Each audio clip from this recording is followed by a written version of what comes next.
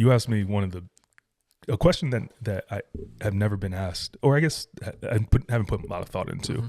But when you asked me, I was like, this dude definitely has been on a podcast before. Do you remember what that question was? No. So you go, this is when we met, because we just met, Yeah. 2 weeks ago maybe. Yeah. And you go, you say, as a parent, what's some of the things that you've learned? And then you start building off of these questions, and you're building and building and building. I'm like, this dude has to come on the podcast, because like it could make for some really good discussion and content. So I appreciate you coming on, Brandon. How do you pronounce your last name? Last name is Gidicson, and just some context behind that. So my great-grandparents on my dad's side, they came here from Eastern Europe, and when they got to Ellis Island, they couldn't speak any English. They just had a bunch of random letters, and that's how it came to be. Really? Yeah. Wow. Where'd you say they came from? Eastern Europe. Eastern Europe. Poland and Russia. Yeah. Okay. I thought because you gave me some things that you want to talk about, which we'll go through. I'm really excited because you moved here about a year ago. You said, right? In last summer, spring. Yeah. So actually, about 2 years ago, we relocated from New York. You relocated from New York. Yep. But I think what I'm really impressed in the most and what I'm looking forward in this conversation is the network that you've built and the networking events that you host, and you got that thing kind of rolling now, and that's hard to do. So I want to know your strategies and talk a little bit about that, because I think that's probably the most tangible thing that people will take away today about something that how do they grow? How do they get their networks to grow, and what it takes to do that. I want to know why you do that and what started, why you started it. Obviously, you have your business, the pressure washing business, and you're a real estate investor. You buy, I think you said, commercial businesses, or you're at least attempting to. Correct? Looking to this year. That's my big goal. So I think by definition is you're an entrepreneur. Yeah. Right. And it's just impressive to see people who come into this area, which is not as saturated of when it comes to professionals, like where you came from, coming from New York and Fairfield County and whatnot. And then you deal with New London County, Southeast Connecticut. Everything's pretty spread out, or, things are not as, I want to say as busy, but not moving as quickly as an area like New York City, right? For sure. So let's talk about kind of who you are. You mentioned Sweden. I'm actually really interested in why that was like one of the top things I think that you put first. Is I want to talk about Sweden and you living there. So let's go through that, Brandon. What was that about? What was living in Sweden like? Yeah. So I'll give some context about that. My mom is from Sweden, and my dad and his whole side of the family is from New York. So my mom moved here in her mid-20s. She met my dad, and they had me and my two brothers, Austin and Luke, and my dad had passed in 2006, and we were living on Long Island, and in 2009, me, my mom, and my two brothers, we moved to Sweden, and I lived there from 2009 to 2012. I moved back on my own to live with my uncle, which is my dad's brother. So I lived there for about 3 years, but it was during my formative years, right? Yeah. So between the ages of 13 to 16.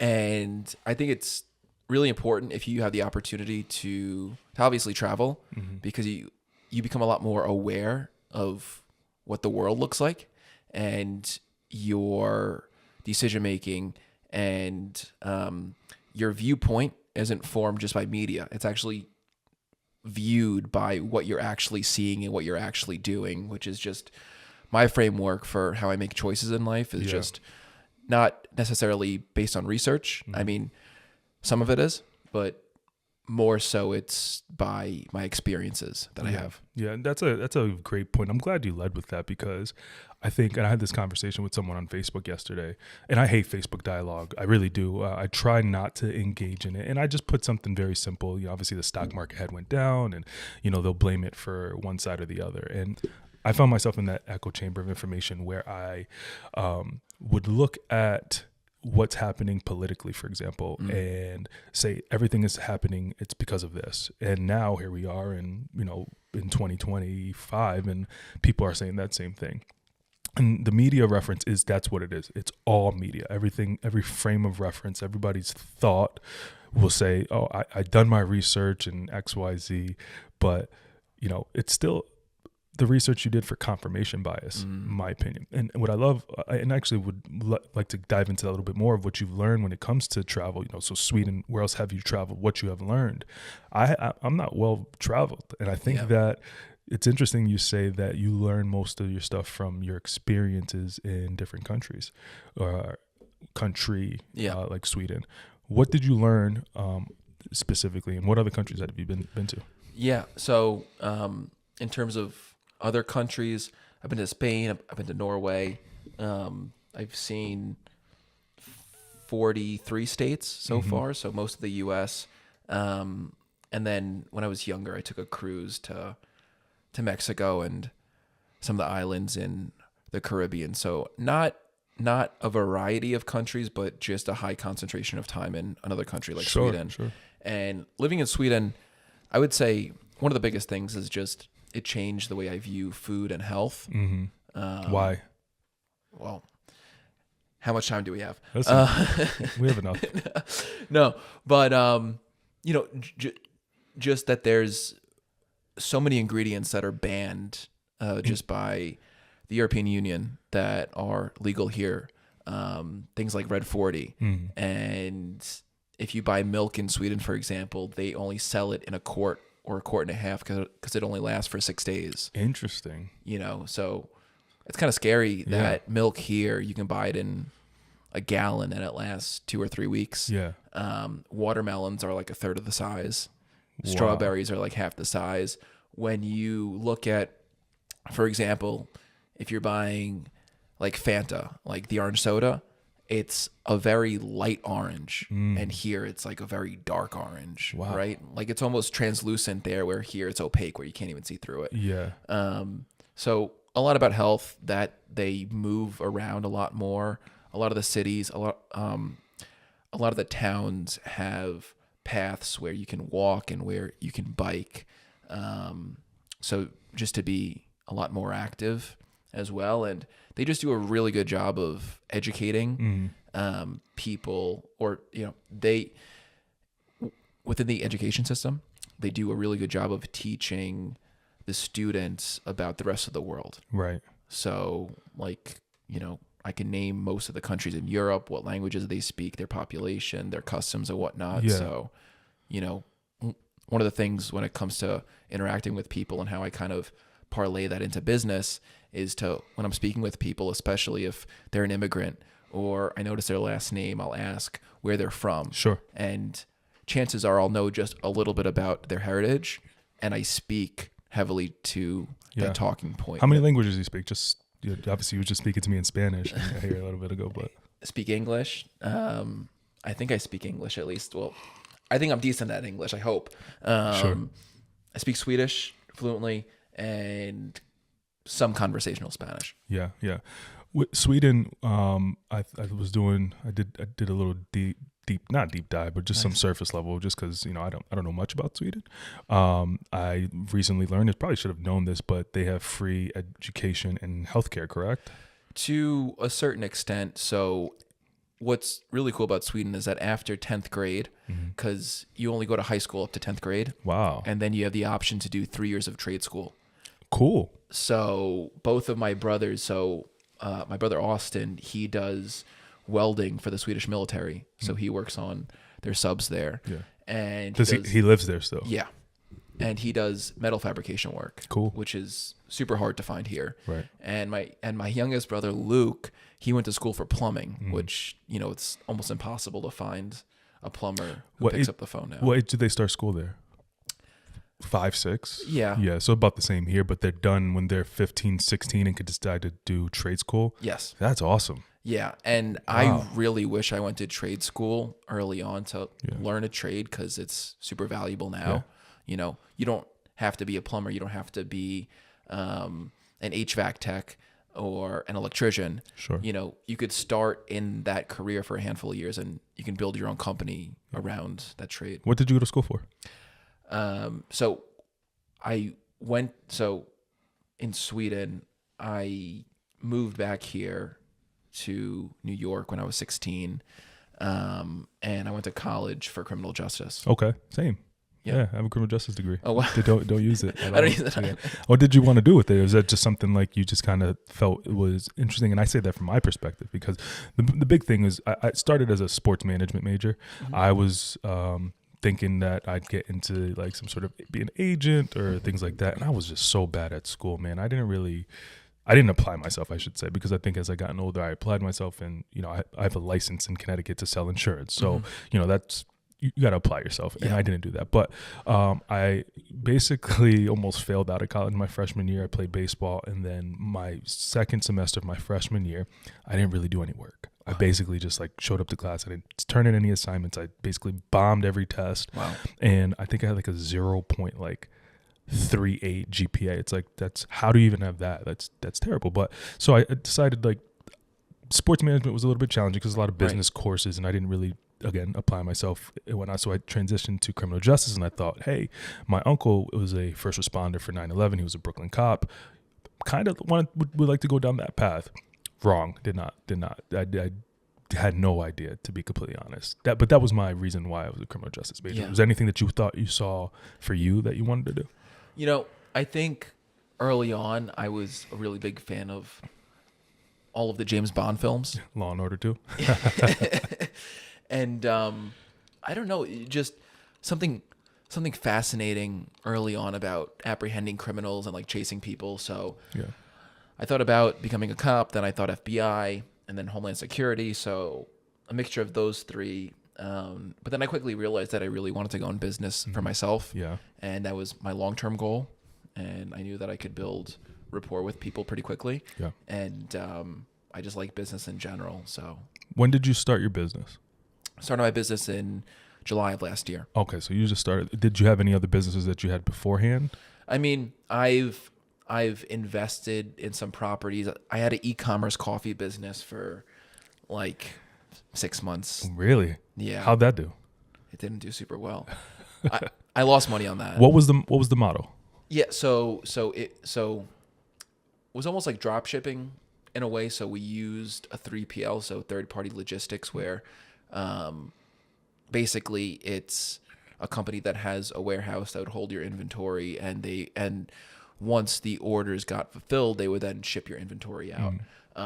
So margins were super compressed, and because margins were super compressed, you had to charge a little bit more. Sure. So, I could have done a lot more market research. I started this business with my friend from high school, and he has a marketing background, but neither of us had e-commerce experience. Sure. And we didn't have food and beverage experience. Right. So those were two really big things that we both lacked, and we had to learn that along the way. But also, too, I realized that you don't necessarily have to monetize your passion. Sure. Right? Oh, I love that. I love that you just said that. I really do, because I just before coming here, I said I was at Muddy Waters, and a friend of mine, he's a content creator, and he's a writer. He's a really good writer. He goes by Relly, but his name is Matt Pemberton, and he's awesome at what he does. And I'm in the element now of creating a little bit of cinematic content, just kind of fun stuff that's outside of the podcast. And I've been able to kind of create this triangle of content that I want. So I want the podcast itself, that's content. Nice. And then I want the cinematic stuff that brings awareness to who I am on a creative level. So people can see like, oh, what's he working on? What is he doing? Like I posted something the other day that was New London. I posted something the other day that was like me and my cousin's barbershop getting a haircut. And then I'm kind of just trying to elevate that, but then I tie it also by doing the insurance content. So it's kind of the three. What I love about the passion is I think he asked me yesterday, he's like, how do you balance, being as ambitious as you are and being a dad or being a husband? And I had to really sit on that thought and what that meant. But as I kind of unfolded and really thought about it, I think that ambition is the relative sister, brother, whatever, of passion.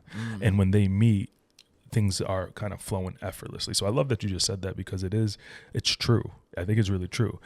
You are someone, what I think, it seems like you're passionate about everything that you do. I actually came across your personal Instagram page yesterday for the first time. I actually didn't realize that was your page. So, but you can tell in what you do, very passionate about it. Where's that passion kind of come from? The desire, it seems like, to not not necessarily show out, right? I think some people, you're 29, right? There's people, and for whatever reasons, and I don't, however you want to use social media, this is not that. But what you do, there's like no, and I could be wrong. From what I seen yesterday, I was scrolling, I was laughing. I'm like, man, this dude's really funny. But it's very effortless in what you do. And when things are effortless, I believe, like when I run my podcast and when I do some of the things, that's where that ambition and passion is. Yeah. Where's that come from? Yeah. Now I'm kind of curious about the content that you saw on my personal. It was you eating the noodle, the sushi in the ice bath, and that was hilarious. That was hilarious. Thank you. That got a lot of traction. Yeah. That got a lot of traction. But yeah, I really think it goes back to Sweden, because in Sweden there's a term called lagom, Lagom, and essentially it means that not too much, not too little, just right. No one should want more or have more than the other person. That's why there's not as much of a compensation difference between certain professions, like being an educator and being a physician, or being an attorney and being a employee at a grocery store. Sure. I mean, yeah, like there's still a change, obviously, in qualification. Yeah. But also, like in your compensation. But there's a lot more of a drastic change in how you're compensated based on what you do for a living. Yeah. Which I think that you should be, I don't want to use the word entitled, but you should be compensated appropriately based on your efforts. And if you've taken the risk to start your own business, and if you've put so many hours and years into education, right? Like being an anesthesiologist, right? You have your 4 years of undergrad plus 8 years of more education on top of that. So there's a ton of education, and I think those people should be compensated appropriately based on that, For sure. And I would say living in Sweden, you'll find a handful of passionate people, but I think people are very comfortable, and that's not a bad thing to want, right? Like there are a lot of people who want that, and that's perfectly fine. I think it's a very easy life, and that's great. But I think just seeing that early on, it made me really want to do as best as I possibly could. And I think it's just my personality where, I just want to go. Was there anything specific that you saw? Because like I too believe that, I think comfort is the enemy of greatness. Yes. Couldn't have said it better. And we are naturally, as humans, wired to be comfortable, fight or flight, right? We take the path of least resistance in 95% of the scenarios. I'll use the ice baths, for example, right? I was thinking about this today after my workout. I don't have an ice bath thing, but I'll run a cold shower on my face right after. Like I take my hot shower, but I'll run it right on my face, and I'll do it for like 10 seconds, 15, 20, and I try to build up to 30. But I'm never going to go into an ice bath because it's super uncomfortable. Yeah. And this perfect segue, I think, into you doing the ice baths and the growth that you've seen from it. But when you think of the ice bath, I think is probably the utmost super uncomfortable element, because it's cold. It's I think I did cryotherapy, I think it is, or cryotherapy, and that was cold. That was like 3 minutes of just air blasting at like, I think it was sub 100 maybe, I think degrees Fahrenheit, and it was uncomfortable, but it was like, all right, cool. But I didn't see it as something that I was like, oh, this is making me grow. Mainly because I think it was something that was given to me as a gift to, here, you can do this. So I'll try it out. Ice baths, growth, uncomfort for you. What have you seen that has moved you forward and continued to grow and be better day in, day out? It sounds like failure is something that, I don't know if you seek it, but you're not afraid to fail, because your story about the e-commerce coffee, where you had no experience, but it was a learning moment for you and your friend. Like, hey, we didn't have this. Right. This was one business that had failed, but it seems like you use failure to grow. Yep. And now you also use, and I think failure and people are afraid to fail because of it being uncomfortable. I find it for myself to this day in insurance. There's certain things that I find that I don't do because it's just like naturally it's okay to do something else, right? For you, Ice Baths, because I like this perfect segue. How has that helped you grow? Yeah, so I think the key, it's just like drinking water. You have to do it on a consistent basis. It's not just something that you do once and that it automatically changes you. It could, but for me, I think you have to do it on a consistent basis. And, I would say the biggest thing is that if you do it early in the morning, it's by far the hardest thing that you will do for the rest of your day. Mm-hmm. So you've automatically set yourself up for some sort of success. Think about it. That's crazy. Because I think of the workout in the morning is the hardest thing for me to do, right? Having two kids, getting up at 5 a.m. My son gets up early, so it's easy, but it's easy to go right back to sleep. When I get my son settled and, he gets his cup of milk and he watches his TV show, it's easy to just settle down and close your eyes for another hour, whereas I should be working out. And I do work out. I work out, probably between 7 and 8. Wow. But I find, or what I've heard, and I'm just curious on your perspective on this, is it just training your brain and training your mind and your body and your habits, kind of like Atomic Habits, right? Yep. To get yourself to a position of doing this every single day? Or is it something that it's not necessarily something that people have to do to step out of that growth or step out of that comfort zone every day? I'm just curious because I hear it all the time. David Goggins' approach, right? Go in the blizzard and run, 10 miles and, freeze your ass off kind of thing, right? I've heard stuff like that. I'm just curious on your perspective on how growth transitions to each individual. Yeah, I don't think you have to do it. There's a ton of people. I don't know if you follow or if you've heard of Alex Hormozy. Yeah, I follow him. I listen to that dude all the time. Yeah. So he's another one too. He says not to avoid the hard work. Go for it. Yeah. No, absolutely. He also makes a great point about he makes a lot of content, and one of the things that he wrote about was, making fun of people who have these big morning routines. Mm-hmm. So he said the easiest way to start your day is just to wake up and just start doing the work that you need to do. Yeah. Right. I don't think that you need to do these ice baths. For me, they've just become pretty habitual. Yeah. That in a weird way, I look forward to it. Yeah. But outside of just the mental shift and the mental clarity, it helps with sleep. Okay. And if you have a great night's sleep, I think that you're a lot more productive. Yeah, for sure. Throughout the day, and it helps with your skin, your hair. So there's a lot of other benefits. How long have you been doing them now? Consistently for about 3 months. 3 months. You bought one of the ice bath things and no. Okay. So my friend Ricky, the one who owns Blue Ginger and Pink Basil, he has an ice bath. So hey, perfect. I've just been doing it. Perfect. Yeah. How long are you in there for? Probably. So usually it's between 45 seconds to 90 seconds. Okay, so it's not that long that you're in there. No. You're in there for a short amount of time, but you just what was it like the first time you did it? It was really tough. Yeah. It was very, very tough. But did you stay in the entire time? I did.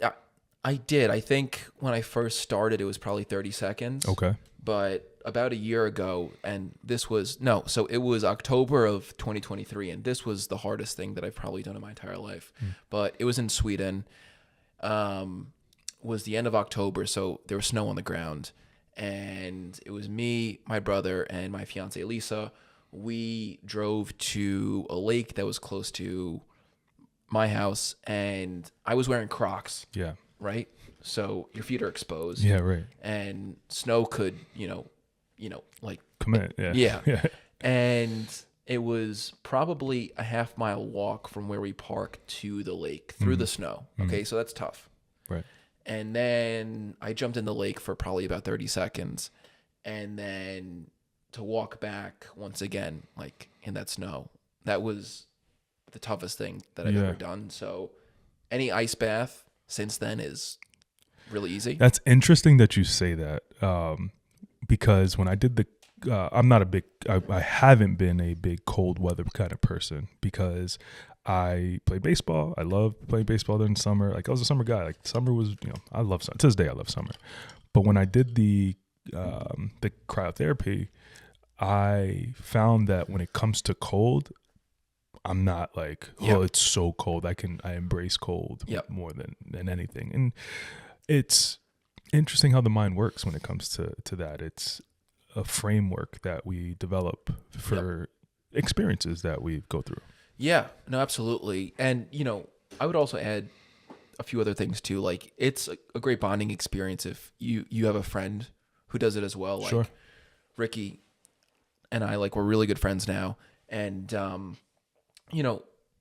the other thing too is that there's so many people around the world who have it significantly worse off than I do. Yeah.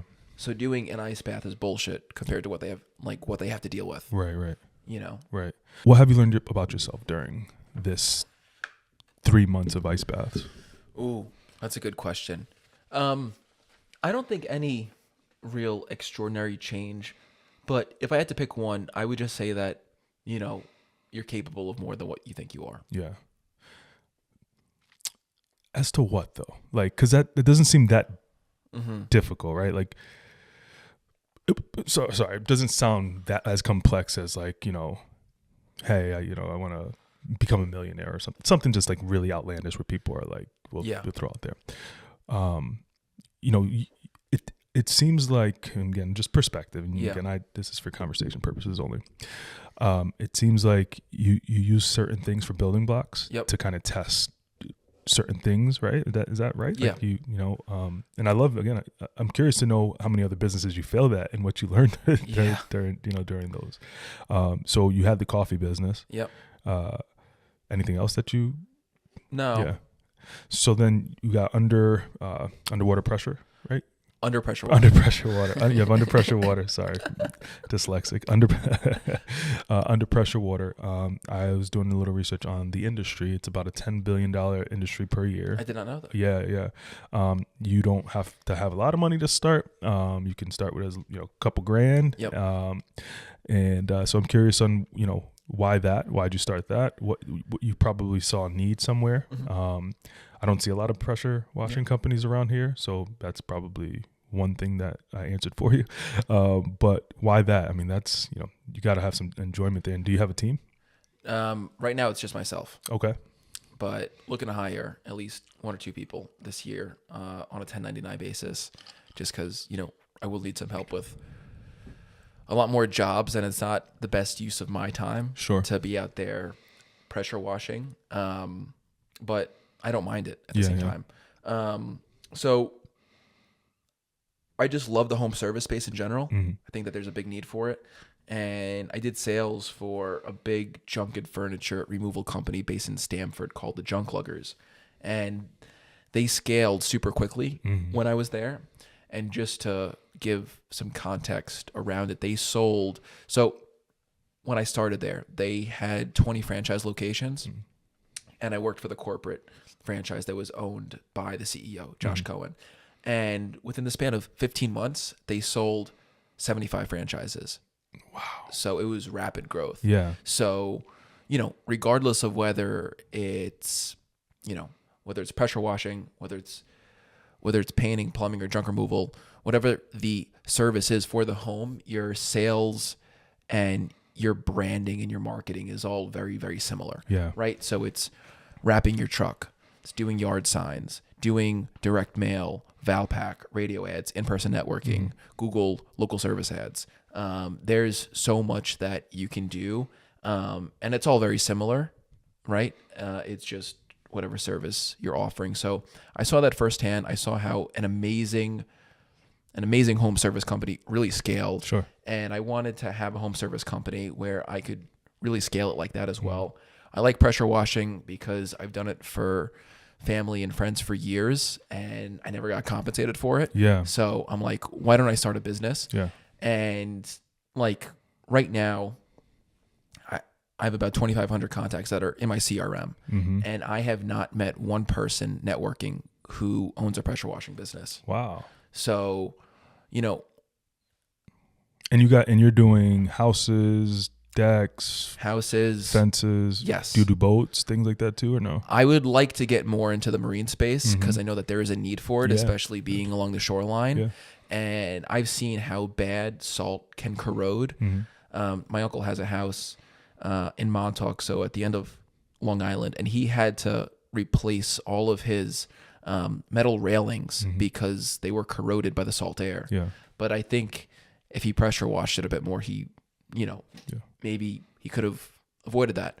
But I think, because we're really close to the ocean and we're in the Northeast where there's a lot of humidity, that it's easy for moss and mildew to really grow on homes. Yeah. And, whenever I'm driving, I always keep my eyes out for like a commercial building or a house. And I'll always try to stop in if I'm available and like if I have some time to. Yeah. I just saw that there was a big need for it. And that's one more thing. So I kind of made this framework after I closed down the coffee business.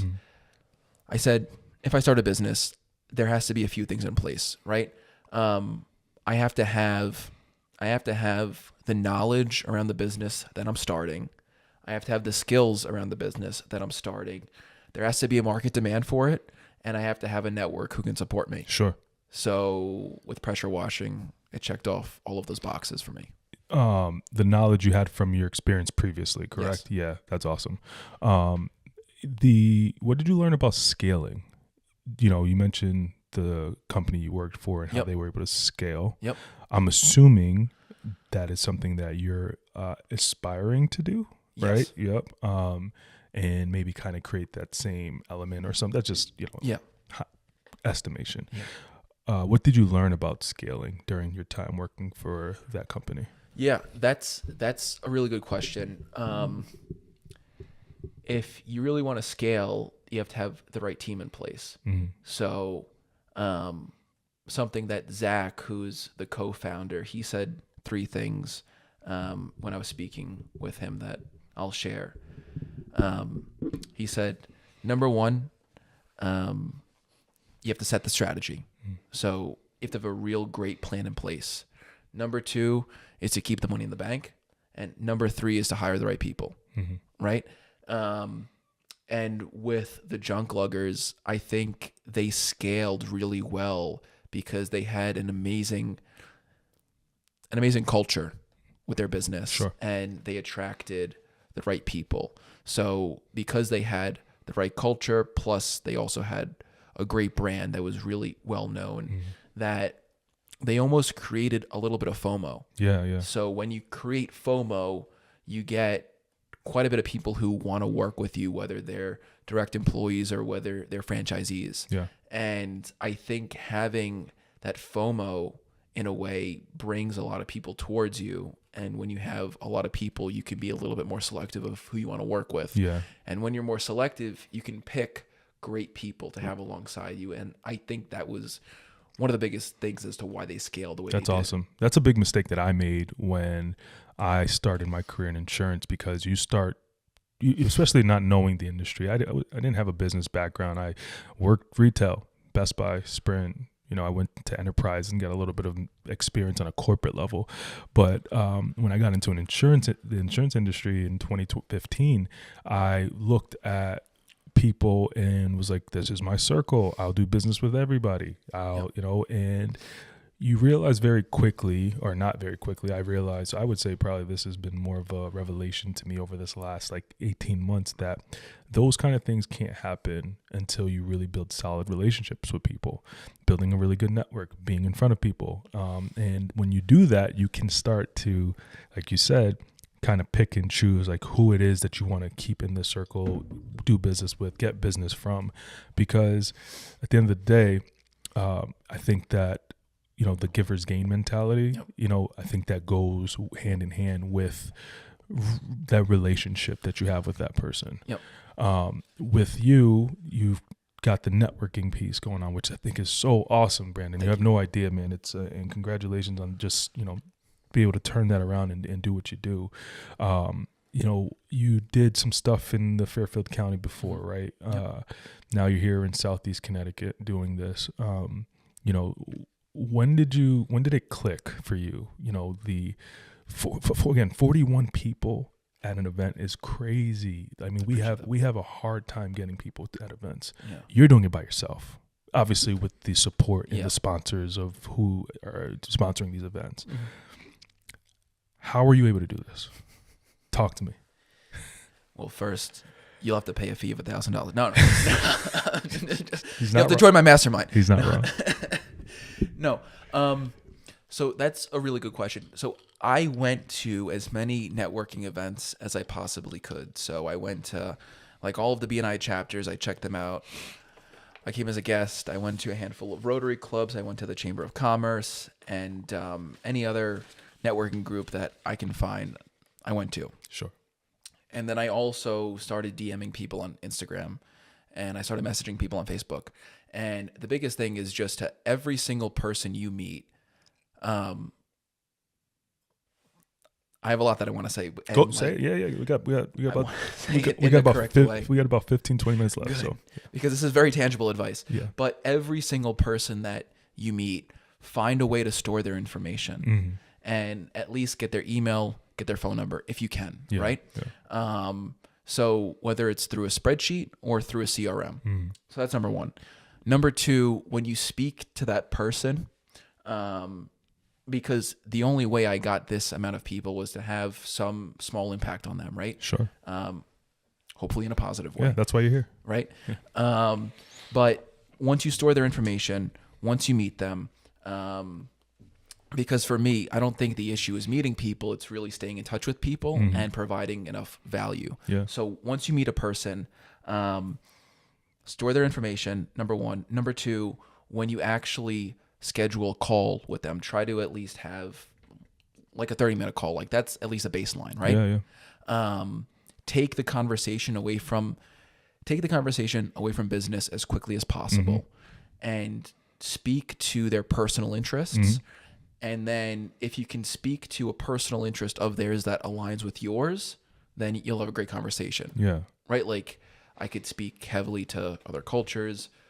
If a person likes ping pong, which you do. Yes. I saw that. Or if they like eating steak, or if they like talking about sales and marketing and branding, I can speak to that extensively. Yeah, of course. So speak to that personal interest extensively. And then after you've had a conversation, try to provide some form of value. And the easiest way to do that is to make them an introduction. Connect them with someone else. Yeah. So for you, I should have already done this, but I could introduce you to a lender. Right. Right. Because they always refer you business. Correct. Now I'm automatically a little bit more valuable than, that.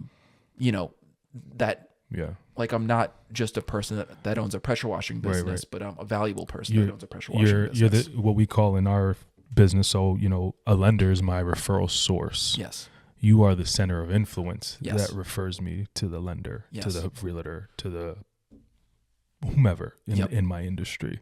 When you are going through networking events, what are the like? Because I find with networking events, early on and to this day, this is why I started the podcast, because I do love networking events. I love being there, seeing Brandon, Keith, Dorothy, whomever. I love seeing you guys all at the events. But I find at the events, you don't have the opportunity to really get to know someone unless you take it to that next step. Yep. I'll use a group that I'm in. I feel like people avoid these networking groups because of that same reason, because it's like, oh, we see the same people, and people kind of flock to their crew, if you will, right? What do you think is the biggest mistake people make with networking? Ooh, that's a good one. Not providing value, right? You don't just want to be the insurance person. Yeah. You want to be the insurance person that has a podcast that interviews other people, and now I can put this on my social media. Sure. You're like that's huge. Yeah. Or provide them with introductions, or host an event, or something. Yeah. Right? So to answer your question, the biggest mistake is people don't provide enough value to the people that are in their network, because there's a lot of competition in a lot of industries, and if you're not providing that other person value, why should they refer you business? Do you think it has to do with they don't know their value? Perhaps. Because I would say that I'm saying that from my perspective. When I asked this, I didn't understand my value until recently of being at these events. I don't go to these events to get business. Right. I don't. I want to know who you are. And I'll say that loosely, right? Obviously, I think life is a business in general, right? What we do day to day, the tasks, everything we do is a business. But I don't go to these with the hopes that somebody there is going to be like, oh, Paul, I'm thinking about you. And I feel like that's a framework people might have. Because I had that early on in my career. Yep. But the value piece is huge. Yeah. What do I bring to the table? Yeah. I would say that, like not providing enough value, I think, is a mistake. The other thing is that, there's certain people who love to speak about themselves extensively. Yeah. And that's an issue. Yeah. Right. Luckily, I haven't met a lot of people like that, but, sure. I would say just to be mindful about that, right? Because the only person who loves the sound of your own voice is you. Right? Yeah. That's the Dale Carnegie approach, right? Yeah. The How to Win Friends and Influence Others. Yeah. It's a great book. I love that book. That's over there somewhere, and I don't know, maybe back here. But it's a book that I go to pretty much a couple times a year. That, Fanatical Prospecting, Atomic Habits. Those are books that I go through because there's tangible pieces that you kind of got to remind yourself, because if you're going through this autopilot and doing your day-to-day mundane tasks, you're kind of going to forget some of those things. It's like, hey, how can I get this person talking? That's kind of, again, how I opened up this show is with you. I can tell with you were asking me the questions. I'm so used to asking the questions, but I knew for you, like you had genuine interest. And that's not to say that it's a tactic, but it's just, you can't get to know someone if you're just talking about yourself. Of course. Right? We got about 10 minutes or so. Right. What did I miss? What is I think this was really good. I think you're probably one of the I think you're pretty mentally tough from what I gather. The ice baths, again, I'm no thank you. But maybe some other things that maybe one day. You're still pretty tough, Paul. Yeah, listen, I think that, but I love your brand. I love what you're doing. Your content's funny. You got the networking stuff that I will be at an event. I will sponsor an event. I'm hoping to be at the event on the 26th. My daughter's not due until the 5th, so as long as she doesn't come before then, after then, once we get to like next week, we're kind of pushing that. Like, she can show up at any time. But I really love what you're doing, Brandon. I appreciate your time with this. What did I miss? If not anything, where can people find you? First of all, a big congratulations on having another child. Oh, I think that's man. huge. Thank you, man. Yeah. We're excited, My wife and I come from, we both have a other sibling. Me having a sister, younger sister, her having an older brother. And when we got together when we were younger, 12 years ago now, 10 years ago, 12, we've been married for 6, right? Yeah, 6. And then, so 12 years we're going on here. We both knew that we wanted to have a third child. We didn't know when. We didn't know if it was going to be like right after my daughter or a year after or next year, but here we are with this. So we're excited. It's going to be a lot of fun. Yeah, that's really incredible. Yeah, I appreciate it, man. Where can people find you? Sure. On Instagram, Brandon Cashflow. One word. Also, my business page, Under Pressure Washing Pros. I think that's the handle. Those are really the main two. LinkedIn, I'm pretty active on there as well. Brandon Gidicson, Gidicsin. So funny that you just said LinkedIn, and I will ask you to just maybe give a plug about LinkedIn. I feel like professionals don't use it as often. Yeah. What's your success rate with LinkedIn? So I kind of winded down from using LinkedIn every single day. Yeah. I used to post every single day, 7 days a week, and not content that was from ChatGPT. This was just creative stuff. Sure. It takes a lot of work to do that. Mm-hmm. It can be very successful. I got, I have a bid right now for a pretty big commercial job from a property manager that I know, or we have like a dozen mutual connections, mm-hmm. and I have the opportunity to bid for a pretty big commercial building because of LinkedIn. Sure. That's just one quick one right off the bat. Is it safe to say that, because I feel like the algorithm's shifted a little bit as it has with everything. Yep. Is it still a useful tool? Yes, absolutely. Yeah. And especially if you get Sales Navigator, you could search by, like, you could be super specific. You can say, I'm looking for people who own an IT company between 20 to 50 employees within a 50-mile radius of Hartford, Connecticut, who also went to the same school as me. What's the next step after that?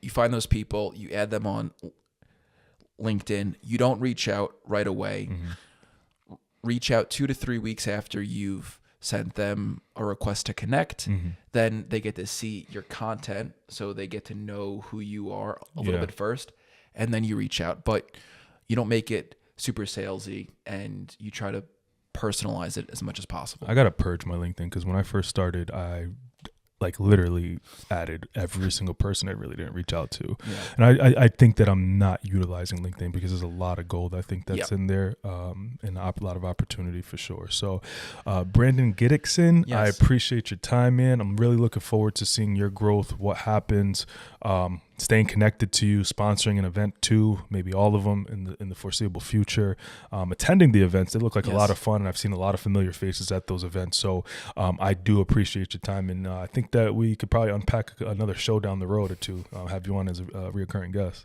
Absolutely, Paul. First and foremost, I really appreciate the opportunity. There's close to 8 billion people on Earth, but you chose to interview me as one of your guests. So I know all of them too. That's awesome, Paul. I appreciate it, man. Thank you. That, yeah, take care. Thank you.